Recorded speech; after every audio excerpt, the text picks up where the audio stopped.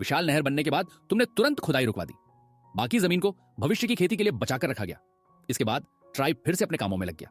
मर्द लोग जंगल काट काट कर लकड़ी जमा करने लगे और औरतें रोज की तरह खाने की चीजें इकट्ठा करने लगी। उधर 30 छोटी हैंडकार्ट भी तैयार होकर इस्तेमाल में आ चुकी थी। तुमने कारपेंटर टीम को अब 4 पहियों वाली बड़ी गाड़ी का नया डिजाइन दे दिया और खुद वापस जाकर विशाल फार्मिंग मशीन को अपग्रेड करने लगे। पूरा हान ट्राइब अब एक ऑर्गेनाइज्ड सिविलाइजेशन की तरह काम कर रहा था। हर इंसान को अपना काम पता था। लेकिन तभी एक सुबह तुम गुफा से बाहर निकले तो पूरी दुनिया सफेद दिखाई दी। चारों तरफ बर्फ ही बर्फ थी। कड़ाके की ठंड के साथ आखिरकार विंटर आ चुका था। भारी बर्फबारी की वजह से सारे कंस्ट्रक्शन प्रोजेक्ट रोकने पड़े। पूरा ट्राइब अब गुफा के अंदर रहने लगा और इसी मौके का फायदा उठाकर तुमने अपना अगला मिशन शुरू कर दिया, लैंग्वेज और राइटिंग सिस्टम। असल में हान ट्राइब के लोग अब तक तुम्हारे कुछ शब्द समझने लगे थे, खासकर क्विंग। वो अब छोटी छोटी बातें बोल भी लेता था। इसीलिए तुम्हें लगा यही सही मौका है। तुमने सबको जरूरी शब्द सिखाने शुरू किए। फिर उन शब्दों को जोड़कर छोटे वाक्य बनवाने लगे। जहां तक चाइनीज कैरेक्टर्स की बात थी, तुम्हें पता था कि सीधे मॉडर्न सिंप्लीफाइड चाइनीज सिखाना इम्पॉसिबल है। इसीलिए तुमने ज्यादा आसान और चित्रों जैसे दिखने वाले पुराने अक्षर सिखाने शुरू किए। लेकिन पढ़ाई में सबकी मेहनत करवाने के लिए तुमने एक खतरनाक रूल बना दिया। रोज खाना खाने से पहले एग्जाम होगा। जो सही पढ़ेगा उसे मीट मिलेगा और जो नहीं पढ़ पाएगा उसका डिनर आधा। बस फिर क्या था, पूरा ट्राइब पढ़ाई में पागल हो गया। यहां तक कि छोटे बच्चे भी खेलने की जगह बैठकर शब्द याद करते रहते थे, क्योंकि किसी को भूखा नहीं रहना था। कुछ दिनों बाद बर्फबारी रुक गई। ब्रिक किल्न फिर से चालू कर दी गई। तुमने खुद सबको ईंट बनाने का तरीका दिखाया और फिर आराम से सुपरविजन करने लगे। अब हान ट्राइब की जिंदगी काफी रेगुलर हो चुकी थी। दिन में ब्रिक वर्क और रात में पढ़ाई। लेकिन धीरे धीरे तुम्हें एक अजीब चीज महसूस होने लगी। ट्राइब के सारे मर्द अचानक सजने संवरने लगे थे। कोई हड्डियों की माला पहन रहा था तो कोई सिर पर रंग बिरंगे पंख लगा रहा था। हर आदमी खुद को हीरो साबित करने में लगा था। तुम अभी कंफ्यूज ही थे कि उसी समय एल्डर तुम्हारे पास आया। उसने बताया कि स्प्रिंग आते ही मैरिज फेस्टिवल होने वाला है और उसी की तैयारी चल रही है। इस दुनिया में औरतें पति चुनने के लिए सिर्फ एक चीज देखती थी, ताकत। जिस आदमी के पास जितनी बड़ी जानवरों की हड्डियां होंगी उसे उतना बड़ा हंटर माना जाएगा। मतलब बोन नेकलेस ही यहाँ की स्टेटस सिंबल थी। ये सुनकर तुम्हारे दिमाग में भी आइडिया आ गया। तुमने सोचा एक लीडर होकर हड्डियों की माला पहनना काफी चीप लगेगा, इसीलिए तुमने कुछ अलग करने का फैसला किया। गोल्ड नहीं था तो तुमने कॉपर इस्तेमाल किया। कुछ ही समय में तुमने अपने लिए एक बेहद खूबसूरत कॉपर क्राउन बना लिया। उस पर बारीक डिजाइन बने हुए थे। जैसे ही तुमने वो क्राउन पहना, पूरा ट्राइब शॉक रह गया। तुम्हारी रॉयल ऑनरा ने सभी बोन नेकलेस वालों को पीछे छोड़ दिया। इसके बाद तुमने डाशू के लिए भी एक शानदार डेकोरेटिव हेडबैंड बनाया। वो खुशी से पागल हो गया। बाकी मर्दों ने भी तुरंत अपने अपने डिजाइन बनाना शुरू कर दिया। कोई लकड़ी का बना रहा था, कोई हड्डी का, तो कोई फर वाला। तभी तुम्हारे दिमाग में एक और बड़ा आइडिया आया। तुमने पूरे हान ट्राइब के लिए ऑफिशियल हेयर स्टाइल रूल्स बना दिए। बच्चे सिर्फ सिंपल हेयर बैंड पहनेंगे। एडल्ट मेन को हेयर बैंड और हेयर पिन दोनों पहनने होंगे। एडल्ट वुमेन बाल बांध कर रखेंगी, जबकि छोटी लड़कियां पोनी टेल या ब्रेड्स रखेंगी। और सबसे खास मेटल एक्सेसरीज वो सिर्फ हीरोज को मिलेंगी। अब हान ट्राइब में किसी की उम्र या पोजीशन जानने के लिए नाम पूछने की जरूरत नहीं थी। सिर्फ उसके सिर की तरफ देखना काफी था। क्विंग तो खुशी से उछल पड़ा, क्योंकि वो हान लैंग्वेज क्लास का टॉपर था। इसीलिए तुमने उसे पूरे ट्राइब का पहला मेटल हेयर बैंड गिफ्ट किया।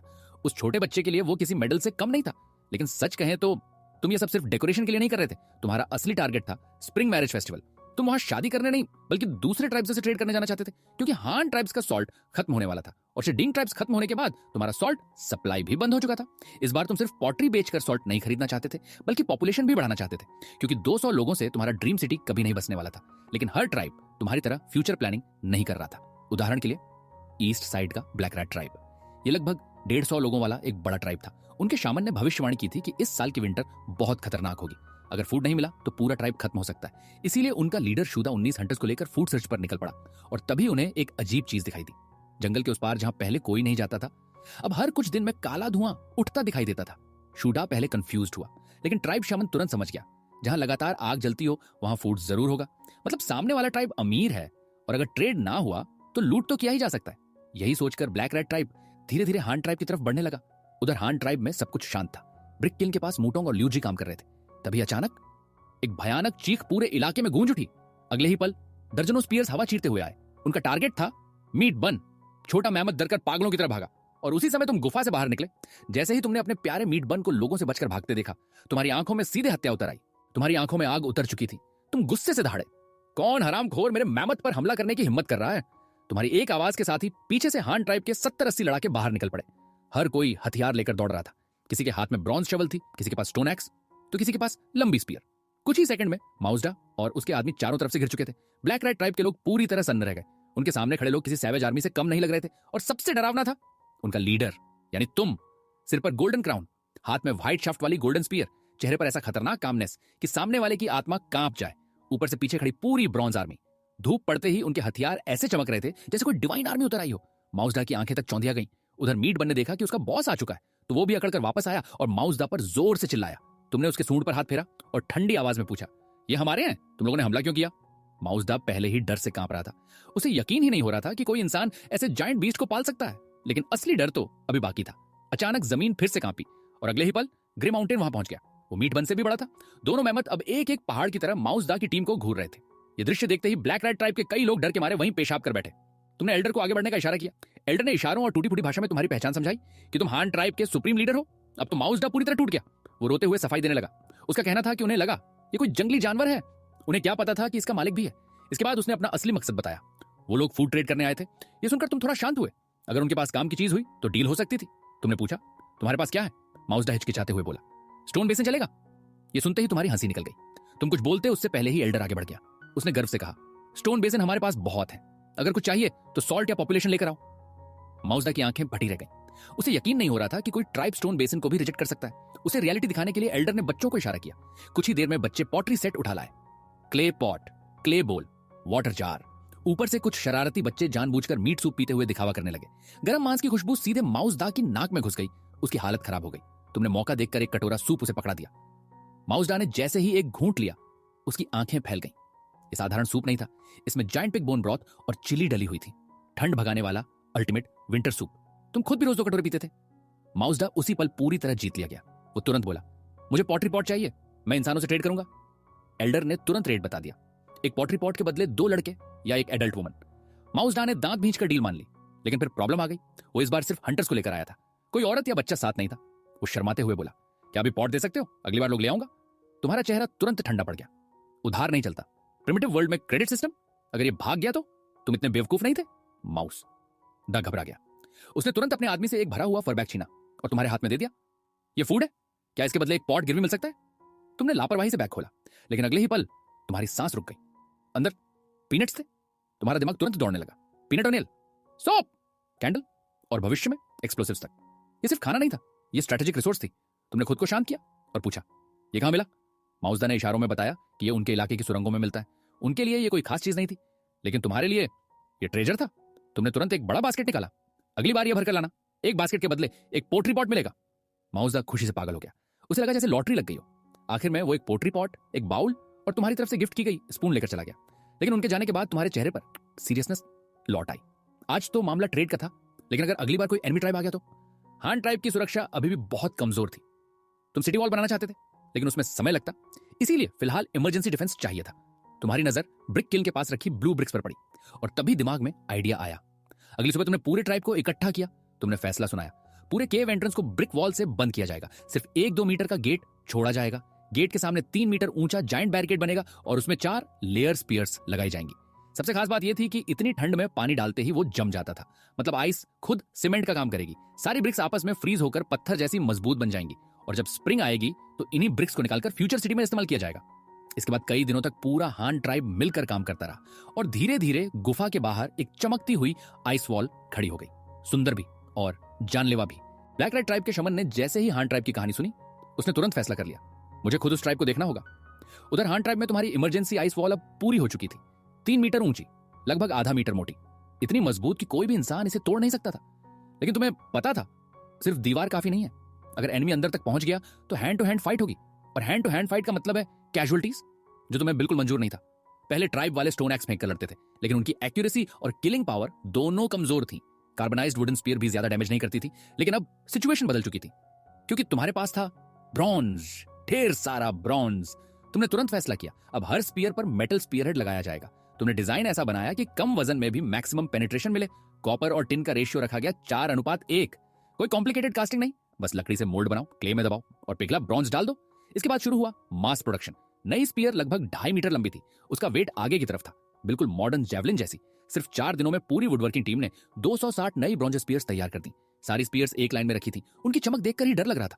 उन्हें देखते ही तुम्हारे कॉन्फिडेंस में एक्सप्लोजन आ गया। अब अगर एक साथ 20 एनिमी भी आ जाएं, तो सिर्फ एक वॉल्यूम में खत्म हो जाएंगे। उधर ब्लैक रैट ट्राइब को इन सब की कोई खबर नहीं थी। माउसदा खुशी खुशी अपने लोगों को लेकर फिर से हंट ट्राइब पहुंचा। इस बार वो ट्रेड के लिए और ज्यादा लोग लाया था। लेकिन जैसे ही वो रिवर पार करके आगे बढ़े, सभी के कदम वहीं रुक गए। उनके सामने एक विशाल आइस वॉल खड़ी थी। माउसदा शौक में आगे बढ़ा।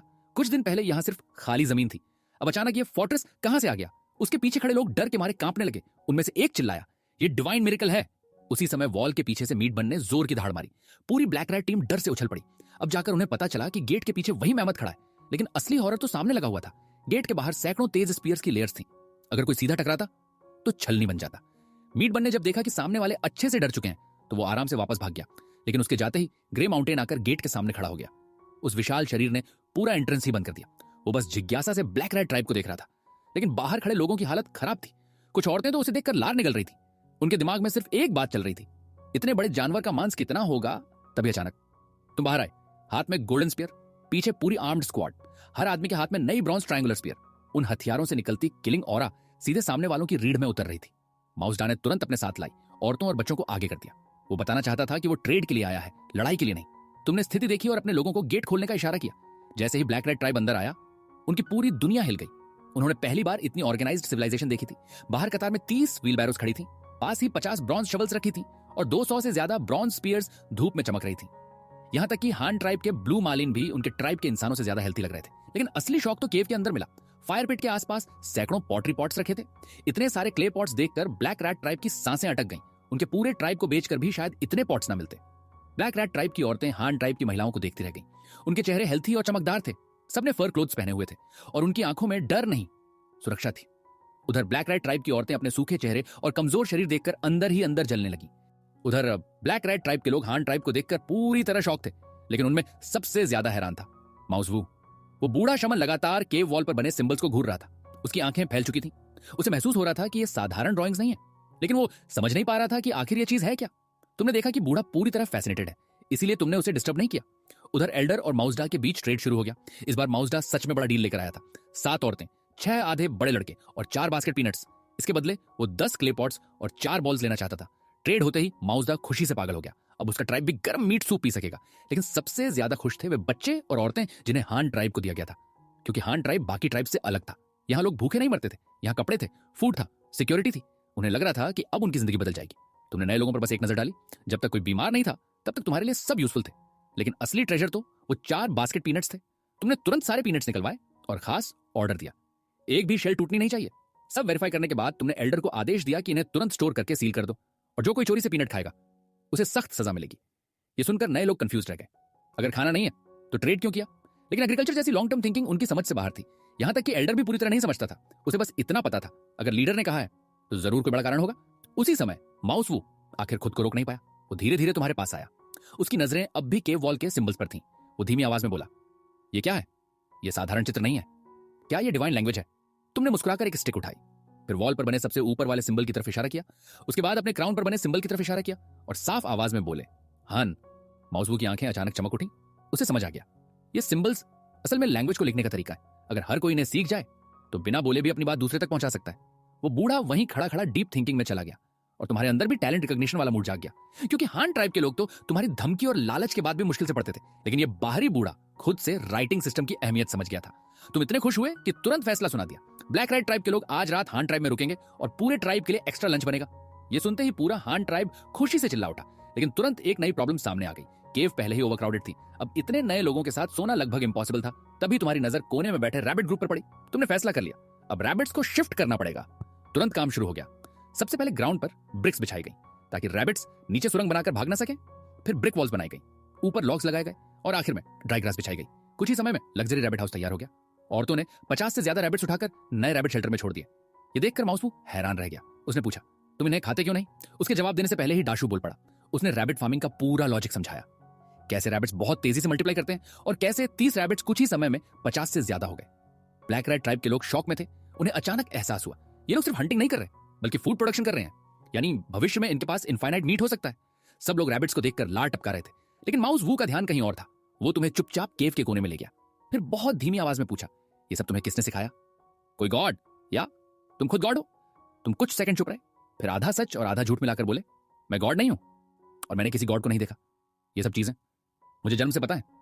ये सुनते ही माउस वू की आंखें बदल गईं। उसके सिंपल लॉजिक में अब सिर्फ एक कंक्लूजन बचा था, अगर कोई इंसान जन्म से इतना सब जानता है तो वो इंसान नहीं हो सकता। उसकी नजरों में तुम अब लगभग डिवाइन बीइंग बन चुके थे। इसके बाद उन्होंने ब्रॉन्ज टूल्स और व्हील बैरोज भी देखे और आखिर में सब लोग बैठकर गर्म फिश सूप पीने लगे। तभी माउसडा, जो काफी देर से कुछ बोलना चाहता था, आखिर हिम्मत करके बोला, क्या हम भी एनिमल फार्मिंग सीख सकते हैं? तुमने धीरे से बोल नीचे रखा, फिर हल्की मुस्कान के साथ बोले, तुम लोग नहीं सीख पाओगे। माउसडा का चेहरा उतर गया। क्यों? एनिमल्स पकड़कर पालना ही तो है। तुमने सिर हिलाया। अगर कम एनिमल्स पालोगे तो खाने के लिए काफी नहीं होंगे, और ज्यादा पालोगे तो पूरा ट्राइब मर जाएगा। सब लोग सन्न रह गए। तुमने आगे समझाया, लगातार सेम ब्लड ब्रीडिंग से एनिमल्स कमजोर और बीमार हो जाते हैं, फिर डिजीज फैलती है, और अगर महामारी आई तो सिर्फ एनिमल्स नहीं मरेंगे, उन्हें पालने वाले लोग भी मरेंगे। Animal farming knife as per चलने जैसा है।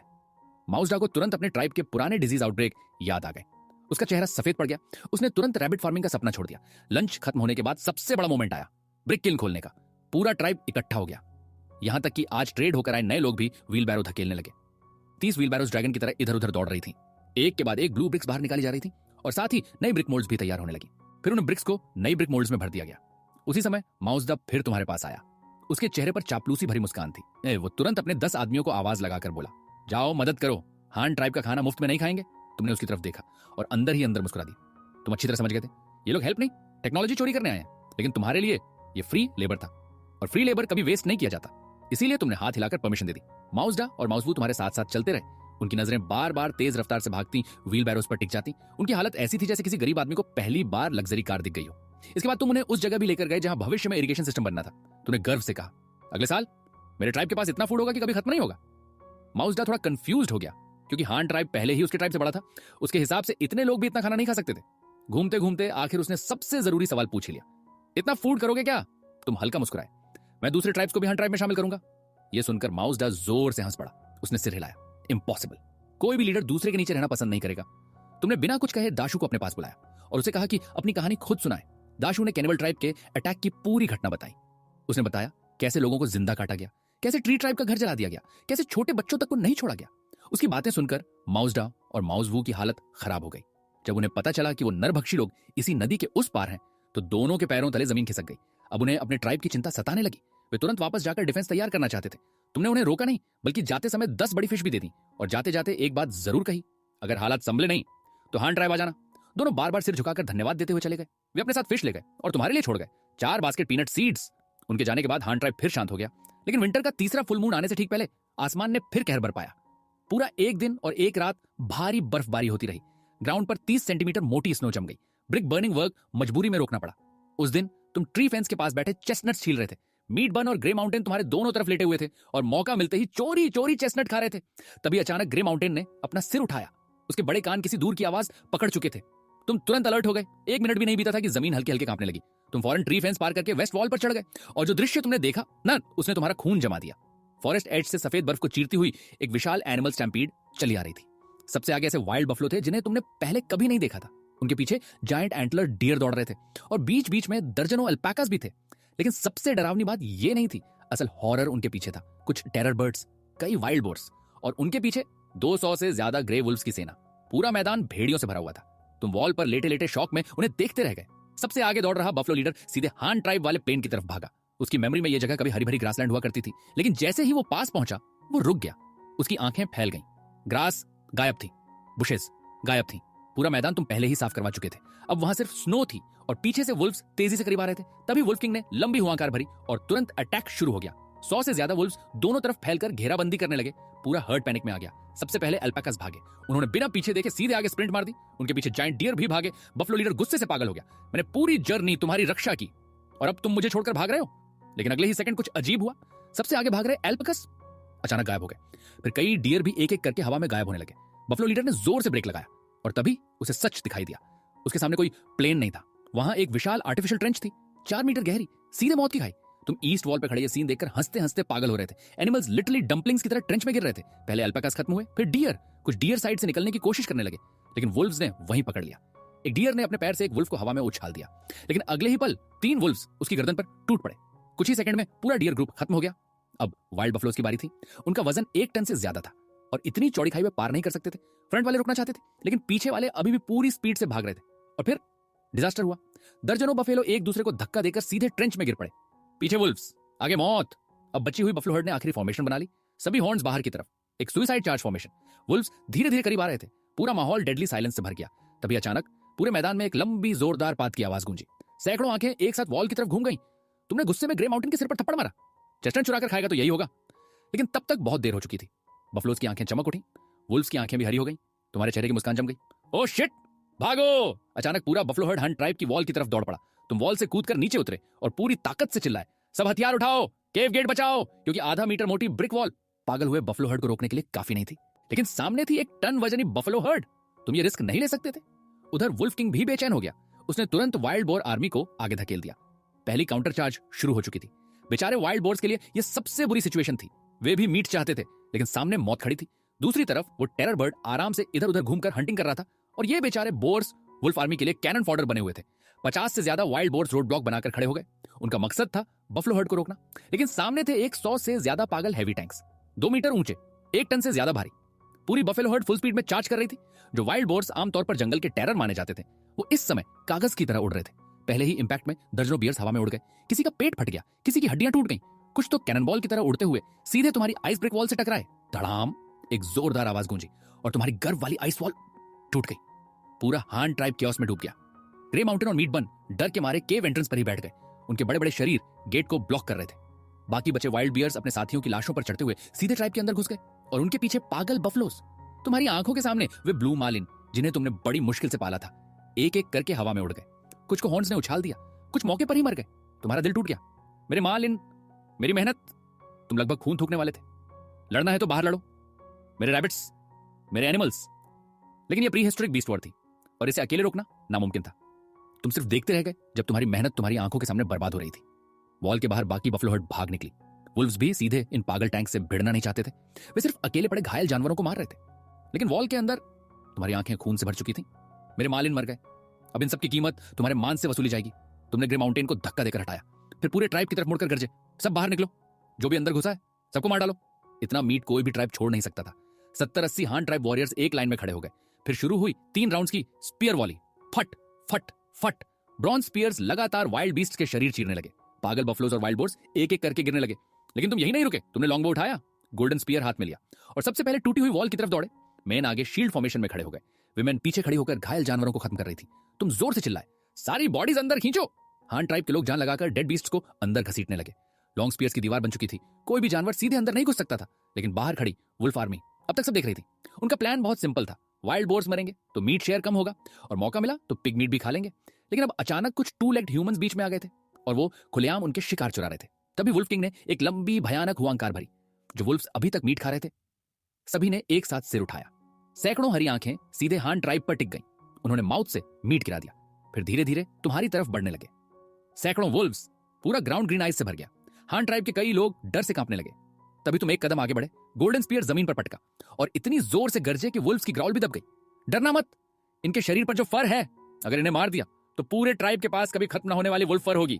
तुमने जोर से दहाड़ते हुए कहा, ध्यान से सुनो, जो एक वुल्फ मारेगा उसे मिलेगी एक वुल्फ स्किन। 2 वुल्व्स मारोगे तो मिलेगा ब्रॉन्ज ऑर्नामेंट, और 5 से ज्यादा वुल्व्स मारने वाले को, तुमने हाथ में लॉन्ग बो उठाई, मिलेगा ये डिवाइन बो। कुछ सेकंड पहले तक सैकड़ों ग्रे वुल्व्स को देखकर कांप रहे हन ट्राइब के लोग अब पूरी तरह बदल चुके थे। उनकी आंखों में डर नहीं, लालच चमक रहा था। अब उन्हें सामने दौड़ते वुल्व्स नहीं दिख रहे थे, उन्हें दिख रही थी गर्म फर वाली स्किन, चमकते ब्रॉन्ज एक्सेसरीज और लेजेंडरी लॉन्गबो। उधर वुल्फ किंग ने जोरदार हुआंक मारी। अगले ही पल पूरा वुल्फ पैक काली बाढ़ की तरह टूटी हुई दीवार की तरफ टूट पड़ा। पहली लाइन, मारो। तुम सबसे आगे दहाड़े। तुम्हारे हाथ का गोल्डन स्पीयर जहरीले सांप की तरह आगे बढ़ा। छपाक, खून हवा में उछल गया। जो वुल्फ अभी दांत दिखा रहा था, वो अगले ही पल जमीन पर तड़प रहा था। उसके साथ ही पीछे खड़ी स्पीयर फॉर्मेशन भी एक्टिव हो गई। दर्जनों ब्रॉन्ज स्पीयर्स एक साथ आगे धंस गए। कुछ ही सेकंड में कई ग्रे वुल्व्स जमीन पर ढेर हो चुके थे। लेकिन वुल्व्स डरने वाले नहीं थे। वे लगातार आगे कूदते जा रहे थे। एक वॉरियर ने अभी एक वुल्फ को मारा ही था कि दूसरा सीधे उसके ऊपर टूट पड़ा। उसके गले की तरफ खूनी जबड़ा बढ़ चुका था। लेकिन तभी पीछे खड़ी महिलाओं ने हमला कर दिया। सैकड़ों वुडन स्पीयर्स बारिश की तरह गिरे। वो वुल्फ पल भर में खून और मांस का ढेर बन गया। मरते मरते बचा वॉरियर फिर से उठ खड़ा हुआ और वापस फॉर्मेशन में शामिल हो गया। कुछ ही मिनटों में दीवार के सामने 40 से ज्यादा वॉल्व्स की लाशें जमा हो चुकी थीं।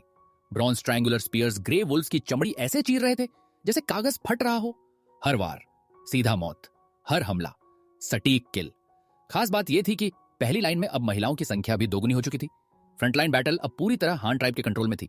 लेकिन तभी तुम्हें कुछ अजीब महसूस हुआ। इतने चालाक वुल्व्स इतनी आसानी से हार नहीं मान सकते। तुम तुरंत पीछे हटे और एक छलांग में दीवार के ऊपर पहुंच गए।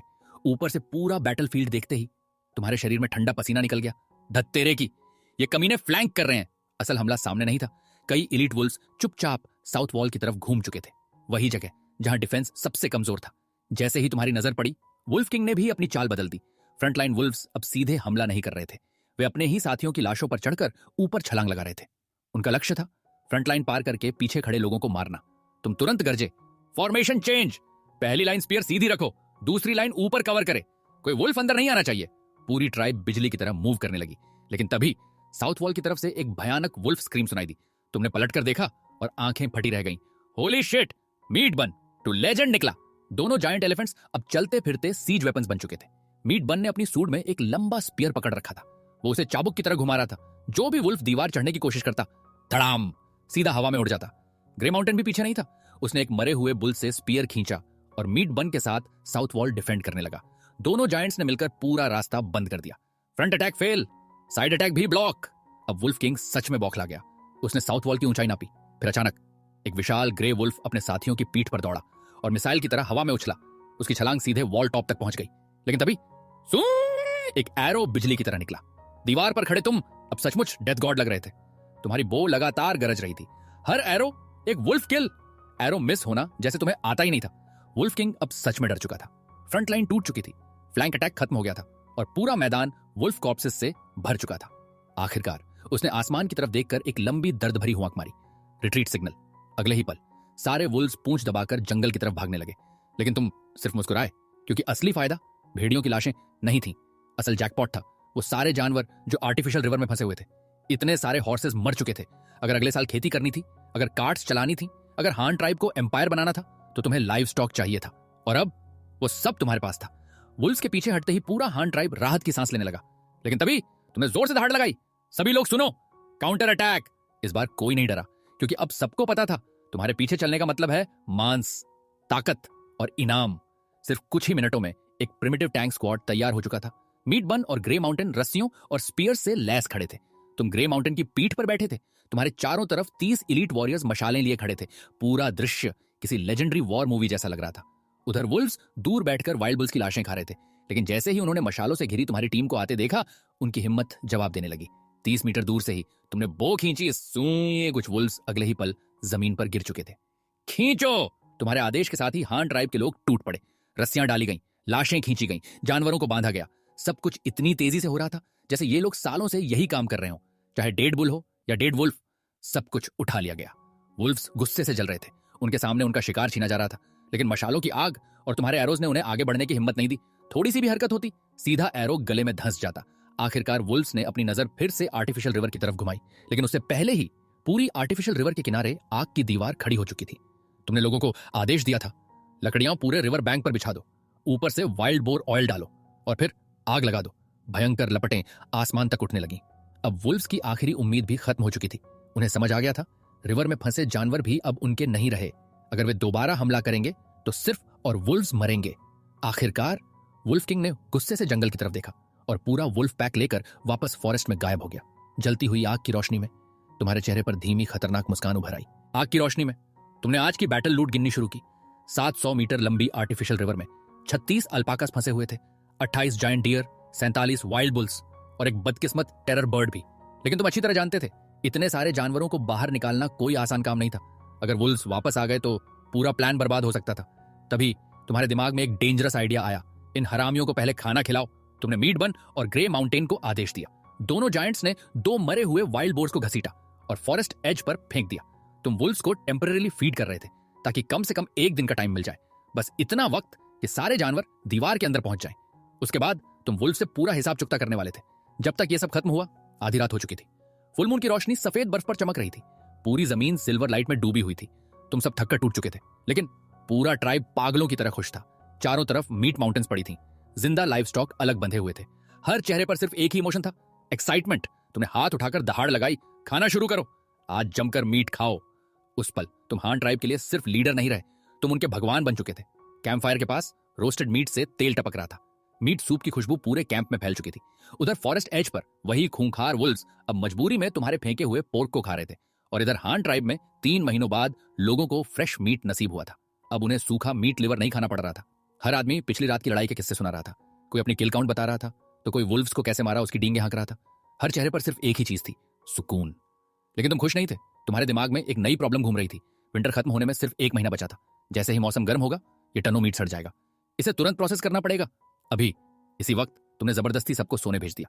लेकिन अगली सुबह पूरा ट्राइब फिर से एनर्जी ड्रिंक पीकर उठे लोगों जैसा एक्टिव था। अब काम शुरू हुआ। तुमने 70 एडल्ट वर्कर्स को 4 ग्रुप्स में बांट दिया। आर्टिफिशियल रिवर से जानवर निकालने का ऑपरेशन शुरू होने वाला था। तुमने एक लंबा ढलान बनवाया। एक बार जानवर ऊपर चढ़ जाए तो वापस नीचे न जा सके। दूसरी तरफ 30 लोग वुडन फेंस बना रहे थे ताकि बाहर निकलते ही जानवर सीधे ट्रैप कॉरिडोर में घुस जाए। तुम खुद एक टेम्परेरी फर्नेस लेकर आए, उसमें कोयले जलाए गए। फिर तुमने 2 ब्रॉन्ज हुक्स आग में गर्म करने के लिए डाल दिए। सब तैयारी पूरी हो चुकी थी। अब असली काम शुरू हुआ। तुमने लोगों से कहा, घास लेकर आओ। कुछ ही देर में एक बड़ा ग्रास बंडल रिवर के किनारे लाया गया। भूखे और ठंड से कांप रहे हर्बोइवर्स घास देखते ही पागल हो उठे। वे तुरंत उठे और ढलान चढ़कर ऊपर आने लगे। जैसे ही कोई जानवर ऊपर पहुंचता, लोग उसके गले में रोप डाल देते और उसे सीधे अंदर बांध दिया जाता। लेकिन सबसे खतरनाक मोमेंट तब आया जब एक जायंट बुल ऊपर चढ़ा। उसके आते ही कई लोगों ने वुडन पोल से अभी से उसका रास्ता ब्लॉक कर दिया। तुम तुरंत आगे बढ़े और आग में तपे ब्रॉन्ज हुक से उसकी नाक में रिंग डाल दी। भयंकर दर्द से वो वाइल्ड बुल पागल हो उठा, लेकिन कुछ ही मिनटों में वो पूरी तरह कंट्रोल में आ चुका था। अब वो एक ट्रैक्टर एनिमल की तरह शांत खड़ा था। पूरा काम दोपहर तक चलता रहा। आखिरकार रिवर के अंदर फंसी हर डेड और लिविंग क्रीचर निकाल ली गई। अब फाइनल लूट काउंट हुआ। 42 dead wild bulls, 52 wild boars, 17 giant deer, 14 terror birds और सबसे डरावनी चीज 113 ग्रे वुल्फ्स की लाशें। पूरा मैदान वुल्फ कॉर्प्सेस से भर चुका था। इतना ही नहीं, तुम्हारे स्टेबल में मौजूद सारे ब्लू हॉर्सेस भी इस बैटल में मारे जा चुके थे। लेकिन एक मिरेकल हुआ था। रैबिट फार्म पूरी तरह बच गई थी। शाम तक पूरा ट्राइब डैमेज रिपेयर में लग चुका था। टूटी दीवारें दोबारा खड़ी की गई। तीनों वॉल्स पर 5 लेयर्स और जोड़ दी गई ताकि वुल्व्स दोबारा अंदर न घुस सकें। चारों तरफ कैंप फायर्स जल रही थीं। सैकड़ों लोग काम में लगे थे। बच्चे हाथ में चेहरे से बड़े मीट पीसेस लेकर अजीब प्रिमिटिव सॉन्ग्स गा रहे थे। तुम ये सब देख रहे थे, लेकिन तुम्हारे दिल में एक भारी चिंता थी। इतना मीट कैसे बचेगा? अगली सुबह पूरा ट्राइब फिर काम पर लग गया। तुमने आदेश दिया, 42 नोज रिंग्स तुरंत तैयार करो। मैन ने 2 बड़े ब्रिक पूल्स खोदे। उनमें ग्रास ऐश वाटर भरा गया। फिर bull skin, boar skin, wolf skin, 200 से ज्यादा एनिमल हाइड्स उन पूल्स में डाली गई। बाकी लोग मीट प्रोसेस कर रहे थे। कुछ लोग हॉर्न्स और टेंडन्स अलग कर रहे थे। उसी बीच तुमने क्रैब डिंग ट्राइब के 3 एडल्ट मैन को बुलाया। तुमने पूछा, तुम लोगों का सॉल्ट माइन कहां है? एक आदमी डरते हुए बोला, केव के अंदर, लेकिन मैंने खुद नहीं देखा। तुम्हारी आंखें सिकुड़ गई। तू मजाक कर रहा है? वो तुरंत कांप गया। नहीं लीडर, उस केव का एंट्रेंस बहुत छोटा है। सिर्फ 3-4 साल के बच्चे अंदर जा सकते हैं। एडल्ट्स अंदर नहीं घुस पाते। ये सुनते ही तुम्हारा दिमाग तेजी से दौड़ने लगा। सरफेस सॉल्ट माइन बारिश में खत्म हो जाती। इसका मतलब वो अंडरग्राउंड सॉल्ट माइन था, लेकिन उसकी माइनिंग मेथड बहुत अजीब थी। तभी वो आदमी चापलूसी भरी मुस्कान के साथ बोला, लीडर, मैं वो केव ढूंढ सकता हूं। हम आज ही सॉल्ट लेने चले? तुमने उसकी शक्ल देखी और अचानक तुम्हें अजीब फीलिंग आई। ये आदमी पूरा गद्दार लग रहा है, जैसे दुश्मन को रास्ता दिखाने वाला एजेंट हो। तुमने जवाब नहीं दिया, बस दीवार पर चढ़कर फॉरेस्ट की तरफ देखने लगे। वुल्व्स अभी भी आसपास घूम रहे थे। तुम शांत आवाज में बोले, अभी नहीं, वुल्व्स अभी यहीं हैं। कम लोग गए तो मर जाएंगे। कुछ दिन और इंतजार करो। वो आदमी तुरंत सिर झुकाकर बोला, लीडर महान है, काश मैं आपकी आधी बुद्धि वाला होता। तुम अंदर ही अंदर चिढ़ गए।